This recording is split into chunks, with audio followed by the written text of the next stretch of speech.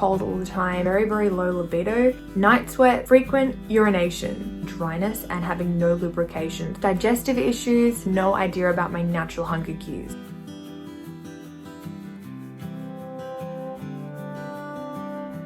Hey everyone, and welcome back to my HA journey. This is part 2 of exploring hypothalamic amenorrhea and what it is all about. In my video last week, I went through my personal history with disordered eating and eating disorders and over-exercising. If you haven't already watched that, then please click the link below because that will really help explain to you the importance of why I'm trying to get my period back. Today though, we're going to be chatting all things HA and what is HA, what does it mean, and what the symptoms of HA are and the symptoms that I have as well. So there are a lot.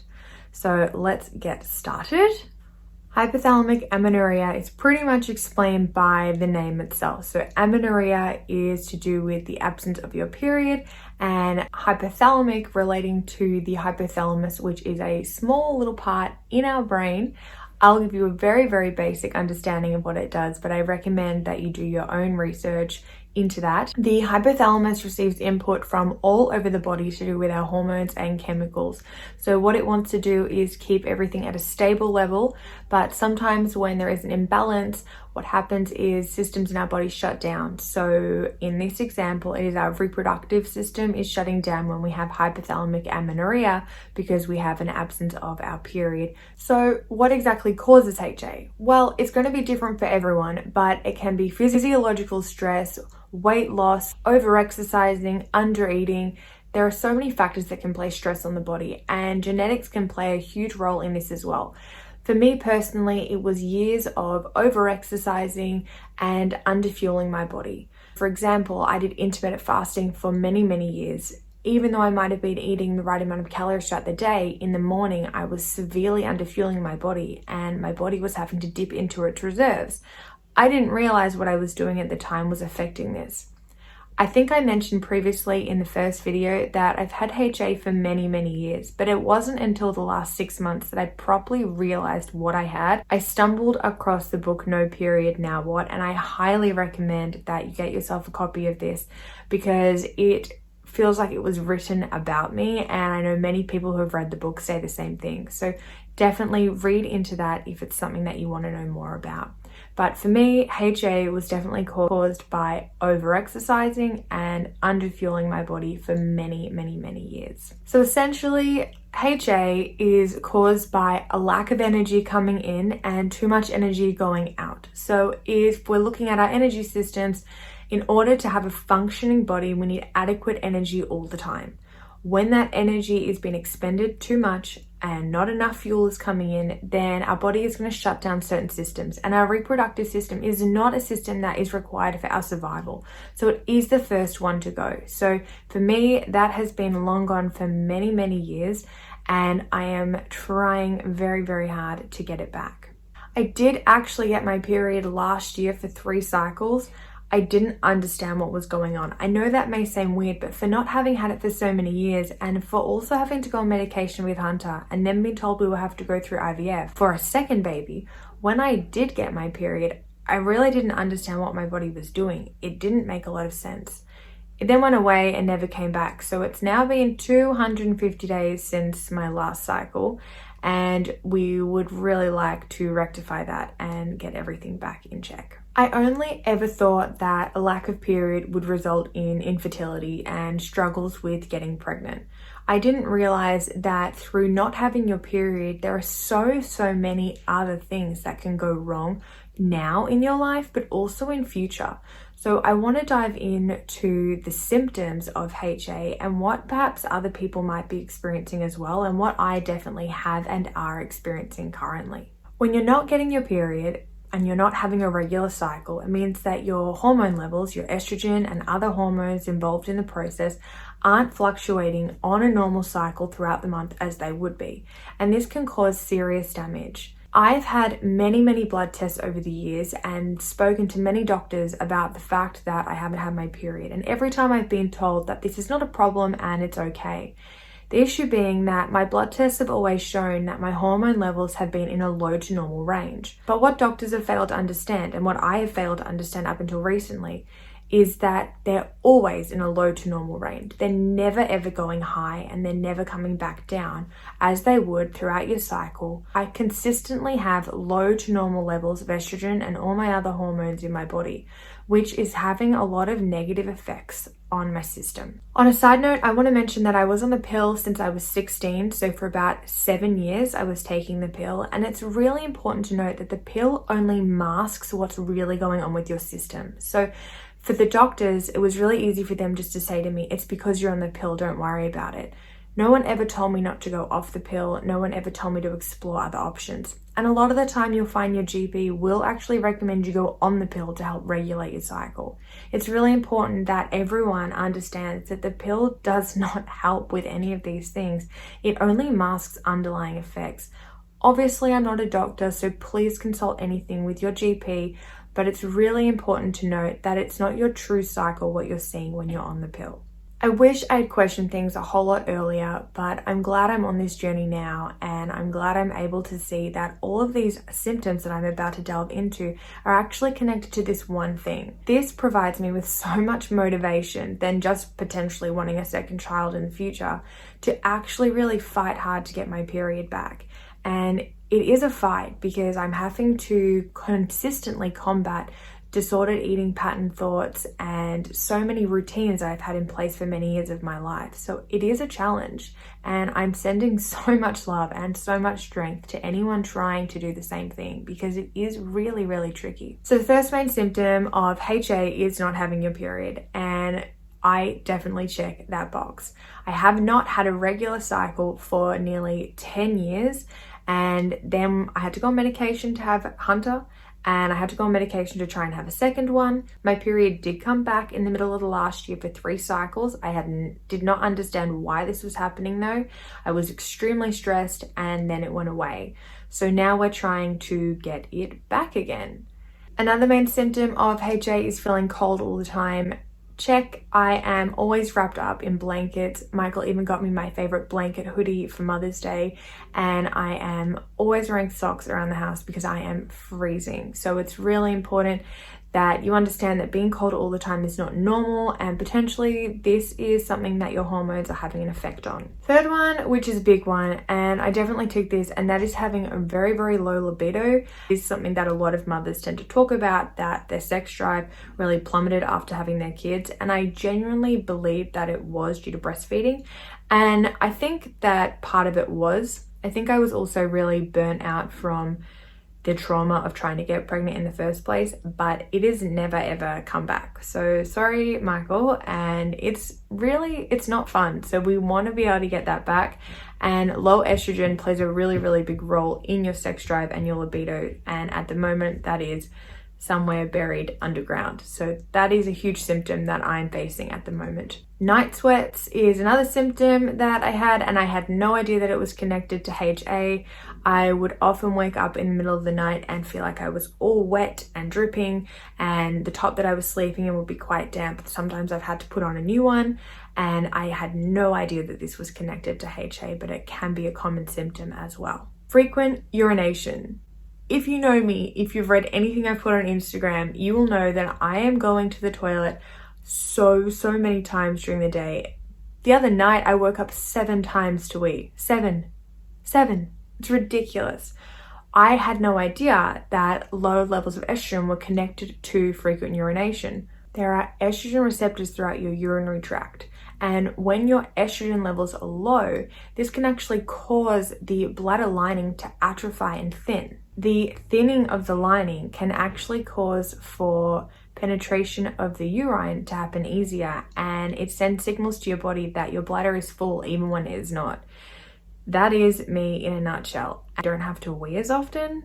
That is going to be a massive game changer for me because I am constantly going to the bathroom all the time. Bladder capacity has actually been shown to double for some people that have healed themselves and recovered from HA, and I would love that so much. On the back of having no libido, another symptom that is really tied in with having low levels of estrogen, and that's why a lot of women going through menopause experiences is actually dryness and having no lubrication, so no cervical mucus and no changes in vaginal discharge whatsoever. So sorry for the overshare, but that is something that we want to fix as well, because that is not normal and is not signs of a healthy functioning body. I also have no idea about my natural hunger cues. So some days I am completely ravenous and feel like I would just eat and eat and eat all day long, and other days I don't feel like I have to eat whatsoever. So I can easily go up until 7 p.m. and not having had dinner. And I think that's why I found doing water fast in the past really easy,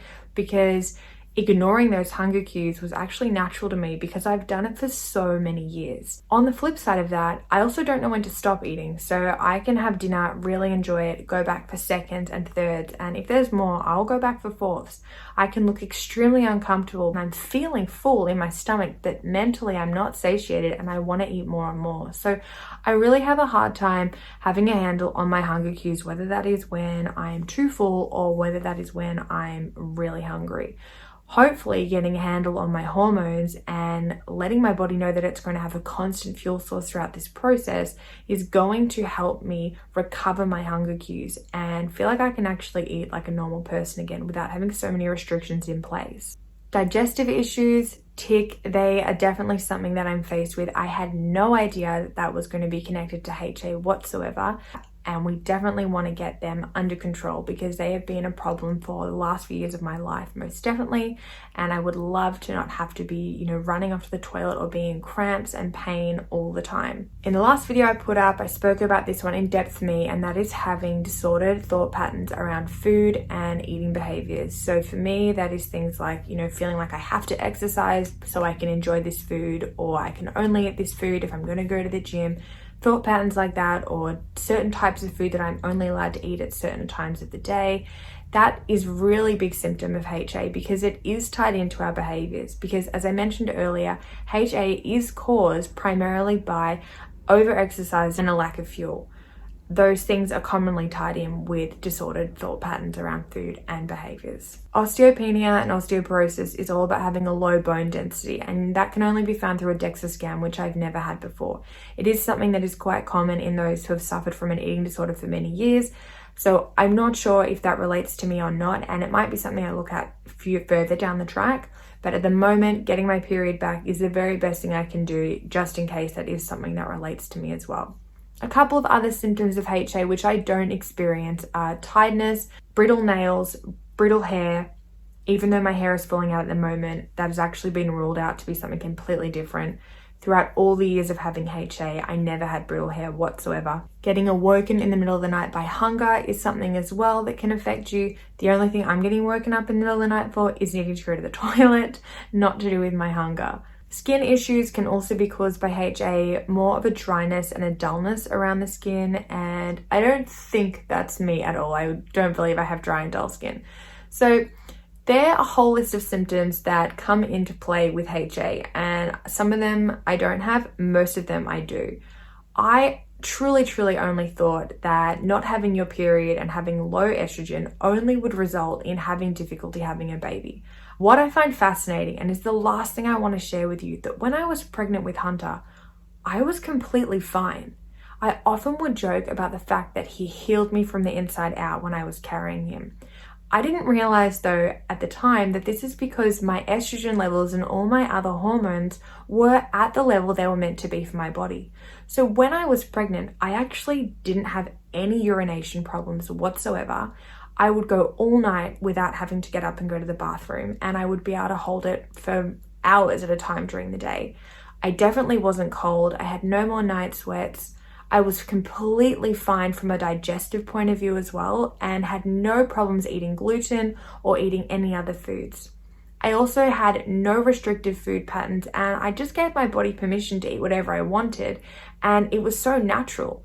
So all my hormones were fine when I was pregnant, and therefore everything that I have problems with now were completely gone. I loved being pregnant every single day.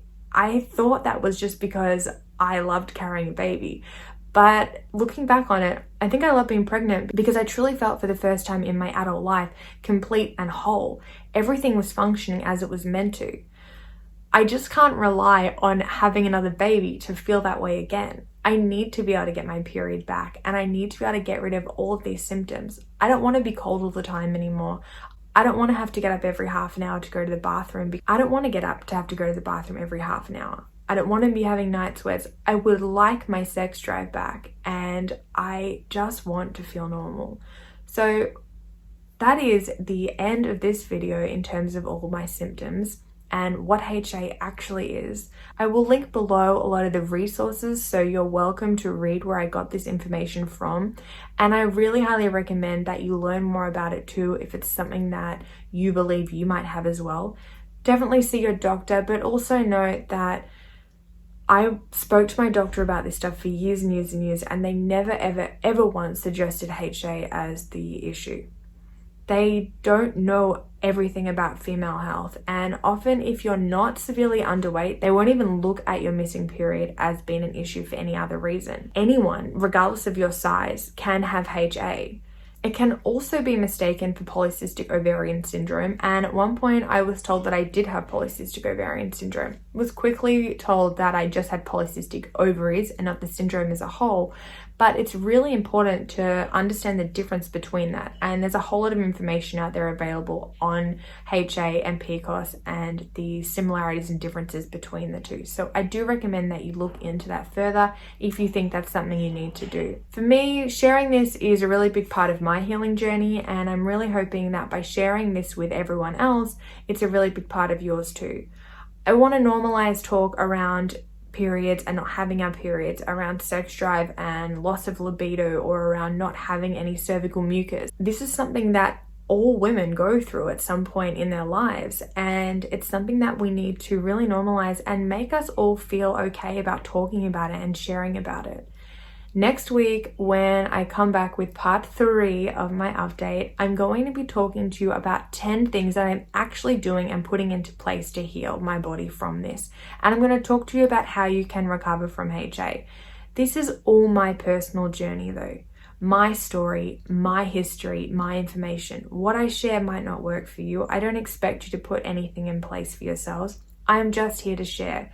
And at the end of the day, if one person can feel less alone, maybe going through this experience, that's all I've set out to do. I'm not sharing for any other reason than that. So if you are currently trying to heal from HA, I send you love and I send you strength, and stay tuned for next week, and perhaps I can share some helpful tips on things you can do to help yourself as well.